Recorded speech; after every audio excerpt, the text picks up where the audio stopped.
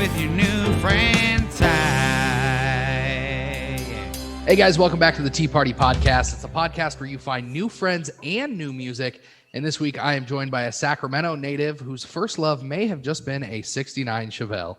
And he dropped a new song that will be stuck in your head all day long. We're going to talk about that as well.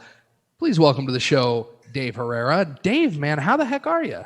Not bad. Thanks for having me. We've got showers here in Sacramento right now, so we're dealing with some storms. Probably nothing similar to back east, but doing all right. Just getting by. Hey, that's always good to hear. And guys, if you're out there listening, this week's episode is brought to you by Crescendo. It's a brand new romance novella by Rhiannon Kay. Crescendo is a dangerous love affair between a grad TA and his undergrad student, and you can get the paperback version for just $12.99 right now. Head over to teapartypodcast.com/book. That's teepartypodcast.com/book to get your copy now. It's time to tee off with Ty and today's guest, Dave Herrera. Here comes the first four. And here we go with question number one, Dave. If you couldn't be in the music industry, I feel like we already know the answer to this question, but what job would you have? If you couldn't be in the music industry or real estate, how's that? All right, good one. I know exactly what I'd want to do. I'd want to be an Alhambra water guy because everybody seems to be so happy and nobody really wants to bother you. It's just you're dropping off water, you're there for a few moments and you're gone. It's really hard to screw that one up. That's very true. And it's simple, man. I just want something simple. Put on a white t-shirt and blue jeans and have no choices. So there you go. Just follow where the water takes you. Exactly. Follow where the water takes you. That's how life is. I like it. Okay, how about this one? What's your favorite song of all time? All time. That's a good one. I would, John Prine has a song called When I Go to Heaven. I don't know if you've heard that, but I absolutely. That is a fantastic song. That's one of my favorites, man. And it's always sat with me, and it brought tears to my eyes when I first heard it. And I saw him on Jimmy Kimmel performing that song live. And knowing the health issues he had gone through later in life and stuff, it's just that's one of my favorites. And I can see why. That's if anybody hasn't heard that song, go out and listen to it because you're right. It's a very powerful song. I think it's a good word for it. Yeah, John Prine, When I Get to Heaven. There you go. Okay, how about this one? What character from a TV show or a movie would you bring to life? Will Ferrell. I always get that. They say I have similarities to Will Ferrell. My personality looks a little bit. There you go. Is there a specific Will Ferrell character that you would bring to life to just hang out with? It'd probably be Will Ferrell from Step Brothers. That's a good one also. I think it's hard to find a bad Will Ferrell character. Yeah, I agree. Okay, here we go. Last question of the first four. If you could have an unlimited supply of anything but money, whiskey, tacos, guitar strings, scotch tape, whatever it is, what would it be? Unlimited supply of anything, I would have to say... I love eating Fruit Loops. So Fruit Loops is a go-to. And I mean, tacos are a must too. I mean, you can't live life without having a good taco. So there's a lot of things. I mean, there's a lot of good answers for that one, but that's the first thing that comes to mind. So we've asked this question 3 times now. One person said Fruity Pebbles, and now we've got Fruit Loops. This is becoming a cereal question, and I love it. Yeah, well, Fruit Loops you can eat without milk. You can eat with milk. You can eat with coconut milk. I mean, you can eat with anything. It's kind of like just a little treat. So that is a good point. That is also very much a dad answer. It totally is. So that was the first 4. We got through that one pretty easily. But now, Dave, kind of give everybody just the high-level Wikipedia version of growing up in Northern California and how you got into music. Growing up in Northern California, that's all I really know. I've been born and raised here, but I feel it's a special place. I mean, there's a lot of special places out there, but we're centrally located here in the Sacramento area between San Francisco, which has a beautiful coastline, and Lake Tahoe, which has amazing skiing and beautiful waters. To the north, I mean, we have beautiful hiking trails. To the south, we have, Hollywood, San Diego, a little bit of everything. So it is a special place. I started out in the music, dabbling with it with a buddy of mine. He would make music in his room with a computer system. You're talking to some kids that just didn't have a penny in our pocket. We just scrounged up whatever we could and built computer systems with whatever we had, right? So he built this fast computer system compared to anything I had, and he would sample guitars, bongos, drums, whatever it might be, and he would create music in WAV files by copy pasting and mixing and pasting the sounds. And then I would come over and do ad libs and vocals and stuff like that. So I started doing that with the vocals, and I'm like, look, I need to start, I need to build a computer system and start creating something myself here. So he helped me put a computer system together, and I started dabbling with music and been doing it ever since. Anywhere I've lived, I've always had some sort of recording devices, keyboards, speakers or whatever in a corner somewhere, and my neighbors loved it. I bet. I would get complaints that I'd live in apartments, or I'd get complaints routinely, and I got so many complaints that they're like, look, man, you got to leave or just quit doing this music stuff, man. It's just bothering everybody. So I'd have to use headphones, and sooner or later I ended up moving, trying to go somewhere else where I can make music and not get complaints and bother neighbors. Well, that's definitely important, especially for somebody that's trying to make music as a living, to be able to do it when you're at home. Yeah, it was fun, man. Can you imagine being the neighbor and used to hear like this loop of this music track while this guy's writing, and just and it'd be in the. I try to cater it to more of the daytime, like when these people who are older than me had day jobs and they'd be gone. But then there was those that would have night shifts that I wasn't aware of, right? I didn't think about this. So they would have night shifts and work or sleep during the day. And then, it was never a win-win situation. Hey, but it seems to have worked out for you up until this point, at least, especially getting out of there and being able to do whatever you want now, I'm guessing. Yeah, totally. It's just, now I've got an environment where I can turn up the music and just roll with it, just enjoy the vibe and not really bother anybody except for my family, which they're used to it anyways. And they kind of jump in and dance around while the music's playing in the background. So it's good. Try to keep it fun. Yeah, that's definitely fun. So I've got to ask you about this. Tell us about this 69 Chevelle. Okay. So when I was 15 years old, I would ride my dirt bike in my great aunt's property. She has 10 acres in the Roseville area. And there was this broken down car, kitty corner from her property underneath the tree with chickens living in it. And I've always set my eye on it. And I really didn't know much about like old school cars or whatever, but I said, that car's really cool. And I became like, I would ride my dirt bike over to that neighbor's house, and I talked to him about the car and just random stuff, right? I was just that type of kid, full of questions all the time. So I asked him if he would sell it. He said, absolutely. I'd sell it for $1,500. So I talked to my mom and I was like, hey, would you consider this? And my mom at the time, she didn't think about like, oh, I got to get my kid a safe car and something that has working seat belts and that runs and all that stuff, right? My mom's the type of mom that was like, hey, all right, if you get this thing running, you can drive it to school once you get your license. So I would work all summer long trying to get this car running.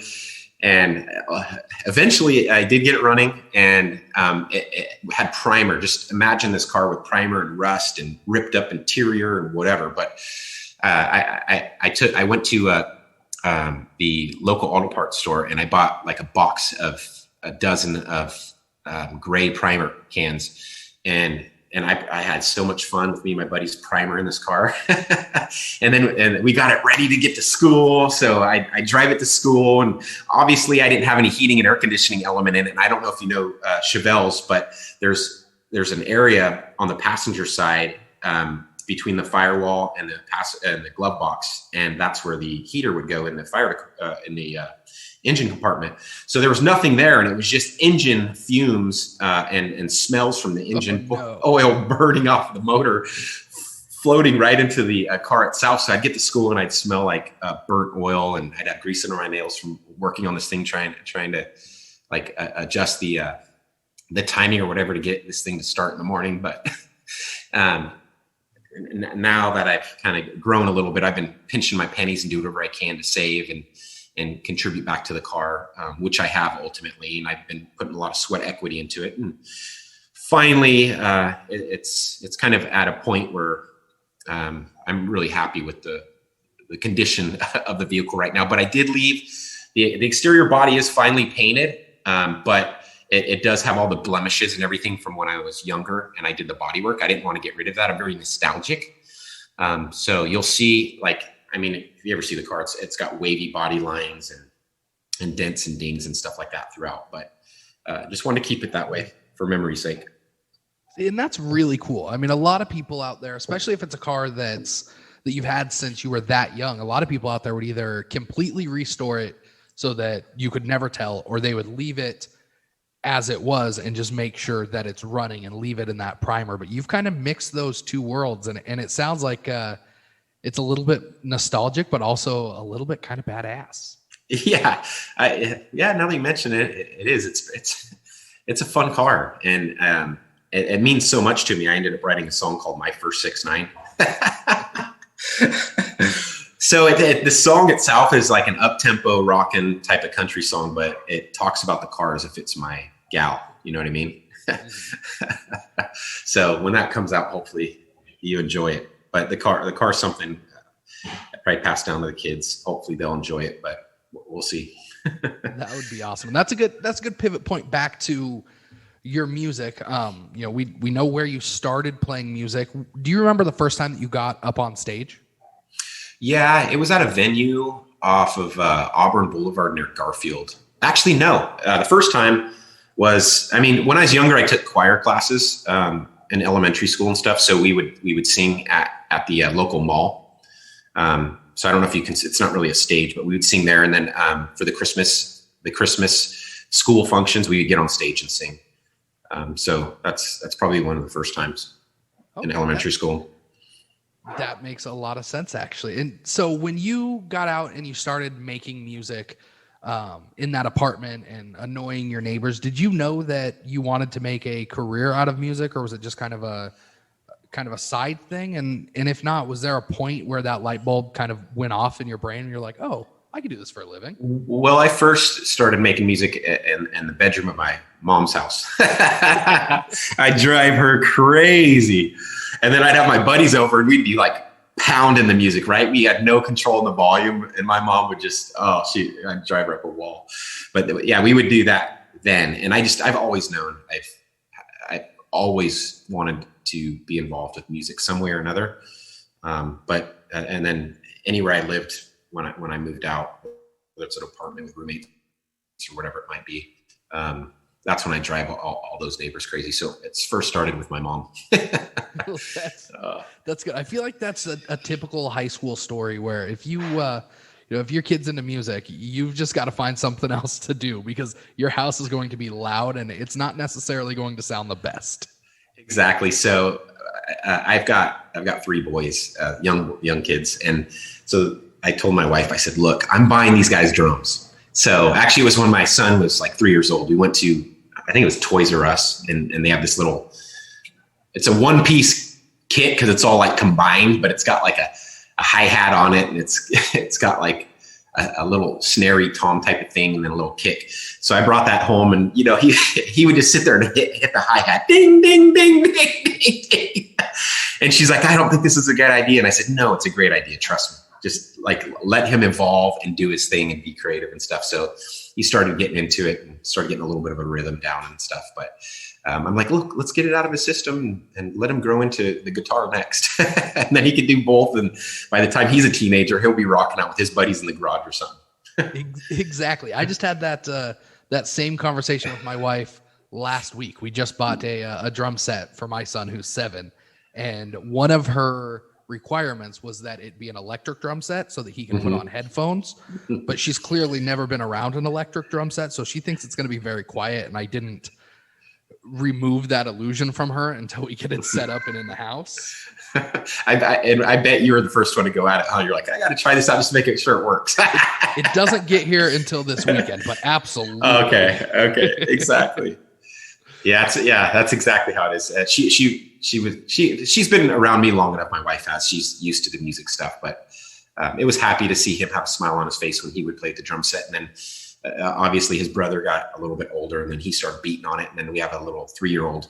But when he was, able to walk and grab a drumstick and beat on this thing. He was next. You know what I mean? He didn't take to it as much as the first two kids. It was kind of like, this has been there, done that. But he got a little take of it. Nice.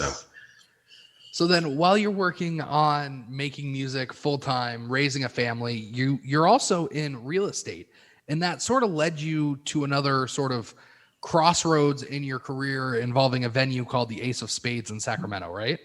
Correct. You're correct. Yes. Just give everybody kind of that story. So I've been involved with commercial real estate for some time now, and at the same time working on music. But it just seems like everything is leading me down the path of like dragging me into this realm of being part of the music business one way or another. So I met Brett Baer and Eric Rushing when they had they called me and said, hey, we have a requirement. We want to open up a live music venue or whatever. And I'm like, okay. So we start hunting around town and trying to find a live music venue. We found one. They opened it. And then it led from that first one to the next one, and they've opened Holy Diver. They ended up, Brett just did the Press Club. We did Goldfields, and I'm working with them on the real estate side. They're the actual owners of the business and the promoters and stuff. But Goldfields is a country bar. The Holy Diver is more of a punk rock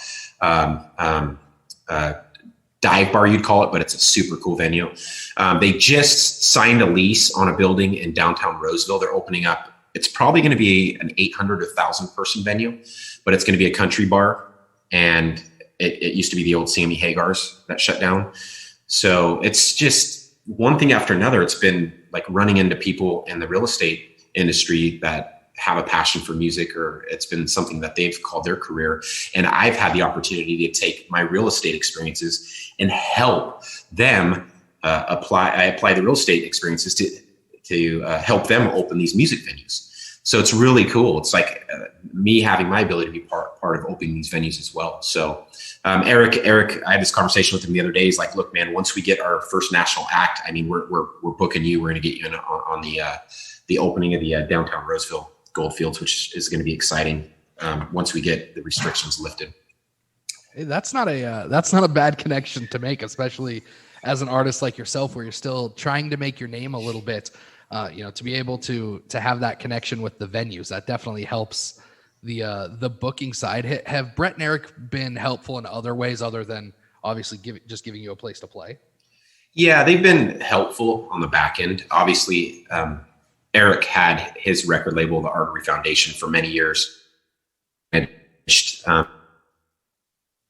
mainly like in punk rock bands. He ended up selling that to, I think it was Warner Brothers or something like that. So he has the experience with the business side of it. But I try not. I don't want to bother them much with it. But they're always a helping hand. They're like, hey, try this, try that, and giving me their input one way or another. They've been very helpful, and I've been very appreciative of it. Well, that's awesome. I mean, it's nice to have somebody in your corner that is kind of familiar with the industry that you can bounce ideas off of every now and again. And just, make sure that you're heading in the right direction, even if they don't have a direct hand in it, just making sure that you're not steering the ship too far off course. Yeah, it gives you a bit of a comfort level. I mean, because it's a lot of anxiety to jump into a new whatever it might be. I mean, whatever you're doing, but this is new to me, the whole business side of the music industry. And it's a great experience. I mean, I wouldn't trade it for anything. The people I'm meeting, like you and Christy Watkins and their group and everyone else I'm working with, it's been wonderful. Well, that's awesome. Let's shift the focus a little bit towards your songwriting. What does your process look like? I know in Nashville there's a ton of co-writes, and a lot of times songs aren't crafted by individuals. But being out in Sacramento, you probably have to do a lot of the writing more on your own. I'm sure there's some co-writes, but what's that look like for you? Well, absolutely. I usually, I'll come up with all the concepts and ideas, and then I'll throw that down on paper or on the computer, whatever you want to call it, and start crafting it. And then I co-write with Corey Copen and his brother Kale. It's typically just three of us. I mean, we're just buddies. We have a great time. I mean, we hang out, drink beers, have pizza, do whatever. But then we'll get together and we'll kind of shape the song, throw around funny ideas and just concepts, and have fun with it. And then we go to the studio and get the musicians to add their flavors to it. And then Typically, I'll send it back to Jeff Balding, who does the mixing, and he's been doing co-producing on it. And there's 4 tracks when we couldn't get to the studio that he did full production on the songs. But we'll have him do that, take it, get it mastered, and get it ready to release. Nice. And for somebody that's never heard your music before, how would you describe your sound to them? I would say it's a mix of California meets Nashville. And the reason I say that is California to me is more of a jamming type of loose feel when it comes to music. In Nashville, I mean, it's very, tight and poetic. So just combining the two, I mean, my vibe on the vocals is probably California. It's not your traditional country sound, I would say, for sure. But I would say it's definitely between the California meets Nashville. We throw some 808 elements in it. We have some groovy bass elements. It just with the 808s mixed with live drums and stuff, it just adds a different flavor to it, I guess. Well, and when you look at your Spotify page right now, I think California meets Nashville is the only way to describe the 2 songs that you have out. The first one you put out in September. It was your first single on Spotify. It's called Hollywood Sign, and it's kind of an ode to California itself, right? Correct. It's one of those things where when I'm down there cruising through LA and you drive by the Hollywood Sign and just think of all the things that happen in Hollywood when it comes to the creativity, the production, the script writing, just all the behind the scenes. Like when you're watching a movie or when you're hearing a song, some people aren't completely aware of how much time and effort it goes into producing and creating and constructing that item or element. I mean, it takes a lot of time, a lot of moving parts, and a lot of people. It's like a village and a community to make these things happen. So Hollywood was one that I felt like it was really important to write about a couple that ventures off to Hollywood, hangs out, enjoys the daytime of shopping and the beach, and then the nightlife, and ends their night together while whatever their purpose was for being there, up there on the Hollywood, the hillside next to the Hollywood Sign overlooking the city. And if you haven't been up there, it's beautiful. I mean, you could see LAX with all the airplanes coming and going. You could see all the lights flickering. You could see all the different areas from whether it's like the Hollywood, the Santa Monica areas, the downtown Los Angeles. There's just, it's a beautiful place. It really is. That's honestly one of my favorite places in the world, not just, next to the sign, but that area. I mean, you're right. There's so much going on all the time, and you're just that one little person kind of bouncing around, but you still get to soak it all in, kind of no matter what you're doing. Yeah, it's almost like one of those cities. It's a 24-hour city, but it doesn't. I mean, it doesn't necessarily feel that way when you're there. Kind of like it doesn't feel like Las Vegas, but that there are things going on. You know what I mean? Those production studios, I'm sure there's people there constantly setting up sets at night and getting them ready for the next morning or whatever it might be. There's just things going on to entertain the world and bring something new to everybody around the world, whatever that might be. So it's fascinating to think of it that way. Absolutely. And you put out that song back in September of 2020, which was right in the depths of the COVID pandemic. And you're in California, I'm in Washington. We're kind of in two of the heaviest lockdown states, just over here on the West Coast. So it's a little bit different for everybody else across the country. But how much did that affect your decision to put out that single when you put it out? I really didn't know any better, to be honest. So I don't know what it's like to release anything prior to the pandemic.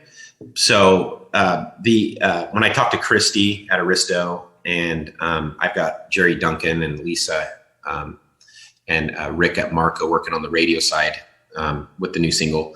But they said, look, there's going to be a lot of new stuff coming out because people have been on lockdown and they've been writing. So just be prepared. It's going to be slow once you get into this marketplace, and you have to have some patience. It's like a marathon. It's not a sprint. So they continue to say that. But I don't know anything different releasing these things prior to pandemic. So it's been a learning curve. That's a very good point. And I've been saying it since last March that I agree with them. I think that there's a lot of quality content across any art form that's going to come out of this pandemic, just because people have been stuck at home and can't really do anything other than write music. But the two songs that you have really kind of stand out for me. They're songs that get stuck in your head. You just put out a single on Friday. It's called Visiting Nashville. And I've been listening to it for the last couple of days, and it really is just stuck in my head. I found myself last night, I was sitting on the couch watching TV, singing it to myself. But tell us how this song came about. What was the writing process for this song like, and what was the inspiration?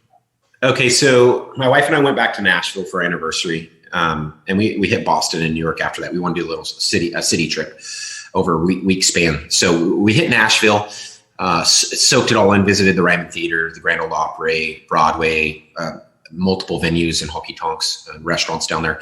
So when I got back, I was like, we've got to write something to this. So what I did is I put the concept down, and I just started writing what you hear there.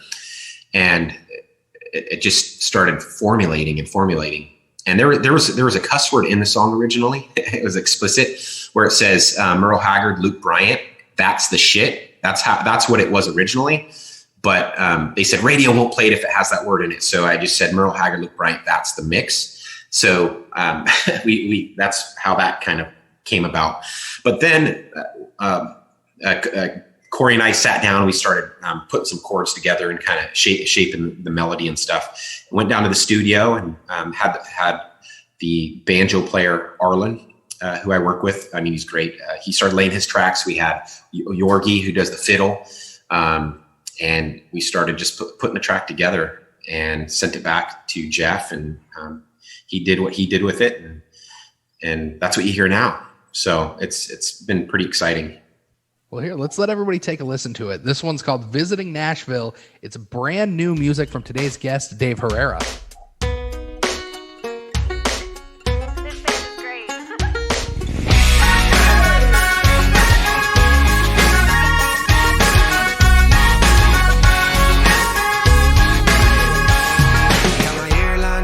To travel back east, bags are packed, I'm headed to Tennessee. Heard about the 3-floor honky-tonk on the rooftop bar with the country stomp. Playing old school, new school country hits. Merle Haggard, Luke Bryant, that's the mix. My memories are foggy from smoking booze, but I'll always remember you. Hey, welcome to Nashville, where the music flows through the veins of the city streets, where the country beat, everybody's gonna know your name. Hey, welcome to Nashville, where the stars are made, and the music's all around me, 'cause I never will forget about visiting Nashville.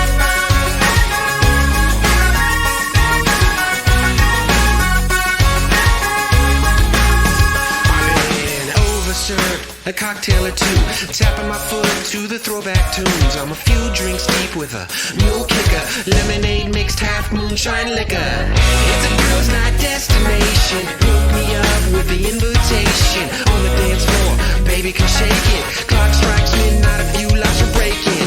It's late, but I know we're gonna make it. Hey, welcome to Nashville, where the music flows through the veins of the city streets, where the country beat, everybody's gonna know your name. Hey, welcome to Nashville, where the stars are made, and the music's all around me, 'cause I never will forget about visiting Nashville.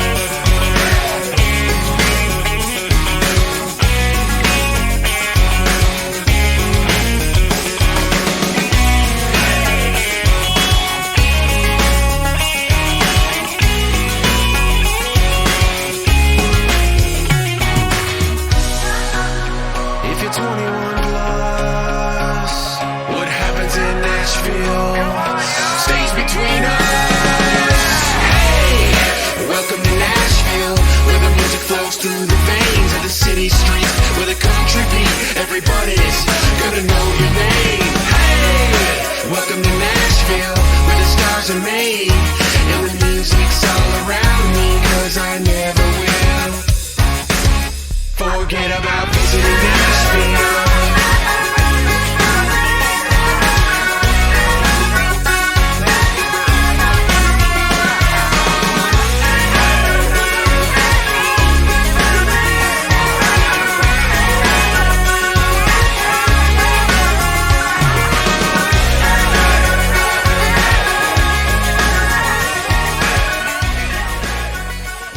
and that one came out less than a week ago. It's called Visiting Nashville by Dave Herrera. And Dave, you also released a music video with the song, and it looks like maybe the most fun ever. I mean, how much fun did you have shooting that video? We shot the video, obviously, during the pandemic.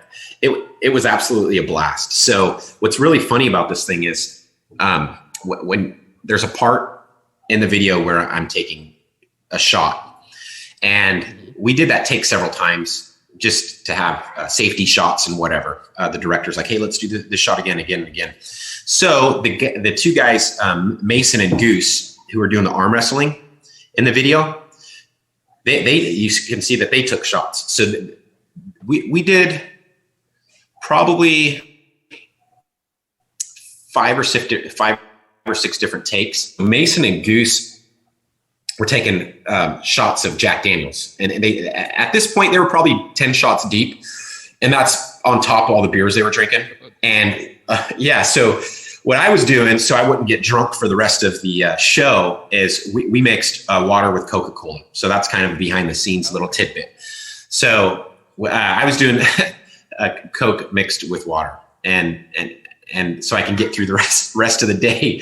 So we had a blast doing that. We did the live music on the stage for the video, which you'll see throughout as well. You have to also, obviously, there's the intro to the video, hopefully that you guys find entertaining, and then you have to watch the video all the way through to really understand the video, to see how the video ends. We put a conclusion to it, but I have to tell you, and I don't want to give it away too much for everybody, but at the end, I assume those are your kiddos? they are. Those are the three, my three boys. Yeah. And my wife. How cool was that to be able to get them involved in what you do and your passion? I try to get them involved with everything. I wanted them all three in the My First 6ix9ine video as well. And the older one was like, oh, this is too long. It's taking too long, because these photo shoots or video shoots, they take all day. I mean, they're time consuming. So the older one was like, no, what, I'm out. I don't even want to be involved with it. But the other two were in it. And I really want to get them involved, because country music's about family. It's about supporting one another. It's community. It's a village it takes a village to make this stuff happen. So it's very important to me to get them involved. Definitely. You keep giving me these perfect lead-ins, because this is a question that I've been waiting to ask you all week. Please give us the inside scoop on the shit show and what exactly that is, because frankly, it looks fantastic. Okay, so the shit show trailer we put together, it's a snippet and a short version of 3 episodes that we're releasing. The first episode was released on Thursday, so check it out on YouTube. Check out the trailer first to get an idea of what it's about. But the shit show, All Groupies Wanted, is a glimpse into my life with my family and friends. I mean, this is a scaled down version. We tried to tame it. We could get a bit crazy. We just try to have fun with life. But you got to go watch it. I don't want to give anything away. Just check it out. It's maybe you relate to it, but I have some crazy family members and friends, and we try to condense that into 3 episodes. And it's out on YouTube. There's also a song on the trailer called Boys We're Back in Town. And you'll hear it on the second half of the trailer. That song we just quietly released onto SoundCloud. We're going to put it on streaming platforms, but it's on SoundCloud. You can check it out. It's called Boys We're Back in Town. You can hear the full version of it. But you'll hear that song on the trailer, and then you should hear a couple other songs that have not yet been released in episodes 1, 2, and 3. Oh, so a little bit of a sneak peek there of what's to come. Where can people find the show? Obviously on YouTube, but what's your YouTube channel, and then what are the rest of your social media handles? Yeah, the Instagram is Dave Herrera Live. That's Dave, HerreraLive. So that's Instagram. My personal Facebook is Dave Herrera Music. There's also a Dave Herrera Live Facebook, which is the music page. You can check out my website, which is DaveHerreraLive.com. So if you go to DaveHerreraLive.com, you'll be able to find the videos and the YouTube channels. If you go to YouTube and just Google Dave Herrera or All Groupies Wanted or Dave Herrera, the shit show, it should pop up. And you should also be able to find the Visiting Nashville video and the Hollywood Sign video. And I think we're going to do a YouTube of the Boys We're Back in Town and just use some images floating around with the song so people can check that out as well. Nice. And for everybody listening, in the description of this podcast, we'll make sure to put a link to Dave's website, so you don't have to go searching. If it's on there, then you can just click that link and go from there. But Dave, what do you have planned for 2021 other than the shit show and maybe some new music and hopefully touring? I guess except for that, do you have any more new music other than what you've told us about? Oh, we have a lot. There's a lot. There's a song we just finished writing last night. There's another one that's being worked on right now. That should be done in the next week and a half. It's one of my favorites too. I mean, they all have a meaning to me. And this one that's coming out in the next couple months should be fun. But really, to just go out there and get some shows. I get back in that circuit and release some singles and just keep building a momentum. I mean, building a fan base, I don't know if people realize this, but it's the most difficult thing you could possibly do. I mean, it all comes down to absolutely true. Yeah, it's going to come down to the content. I mean, the music, and then getting the music in front of anybody and everybody. And that's tough. I mean, to get people to follow you on Instagram is difficult. So go out and follow Dave Herrera Life. Find it on Instagram and follow the Tea Party. Get out there and follow us. That's my 3-year-old in the background. So he's very vocal as well. But it's so difficult. I mean, so getting out there, doing shows and getting in front of people, it really helps. And I just want people to realize that it's like starting a business from scratch, whether you're selling widgets or yogurt or ice cream cones or whatever it is. To try to get people to come in the door and buy whatever you're selling is an experience in itself. So that is absolutely true. And Dave, we appreciate all the support. An absolute blast to have you on here. We've got one more segment. It's just like the first 4. We call it the final 4. It's some tough questions just because they make you think. Sound good? Yeah, sounds good. Thanks. It's time for the final 4. Okay, here we go. First question of the final 4. If you could pick one person, alive or dead, to go on tour with, who would it be? That's a good question. I would say, I mean, this is a tough one, man. It is. I've always liked Prince, to be honest with you. Okay. Yeah, Prince has always been one of my favorites. He's just a great entertainer, and just looking at his life story and how he was involved in the music business and how he worked in the music business was amazing. But he's just such a talented person, and I would pick him because, I mean, he can play almost any instrument. He writes. He's a phenomenal writer, and he's just brilliant on the way he looks at the world. You know what I mean? His perspective on the world is something that's to be appreciated. That's absolutely true. Okay, how about this one? This one a lot of people have to reference their phone for, but who are the 3 most recently played artists on your Spotify? I would say Ryan Upchurch is definitely one of them. I would say Miriam Morris with Bones. We played her recently when we were all hanging out at the barbecue. And then I would say AC/DC. We had playing. We just went back and forth on the playlist and let it roll. And we were out there playing in the dirt and having a barbecue for one of our kids' birthday parties. Nice. Okay, how about this one? What's your favorite onstage memory? You know, it's probably when I was performing at this weed festival. Okay, there was who was there? There was a lot of different artists. It's a very West Coast thing. It's a West Coast thing. It was, for sure. But it was with my sister-in-law, Jackie, and a drummer who was one of the drummers that I worked with, who was a manager at a local guitar center. And it was just, we threw it together very quick. And I gave him the tracks beforehand. He played to them, and we everything else was basically playing through CD. Because we couldn't get everybody together. So Jackie jumped on board and did backup vocals, and we just rocked it, man. But it was that moment because we had a very short period of time to throw it together, and we made it happen. Nice. That sounds like one that's going to stick with you for a while. Just one of those kind of up and coming type things. Yeah, no one probably remembered it. If you don't get what I'm saying. I got you. No, it was a good crowd, man. The promoter on that one was great. So nice. Okay, here we go. Last question, and this is either the hardest question for people or the easiest.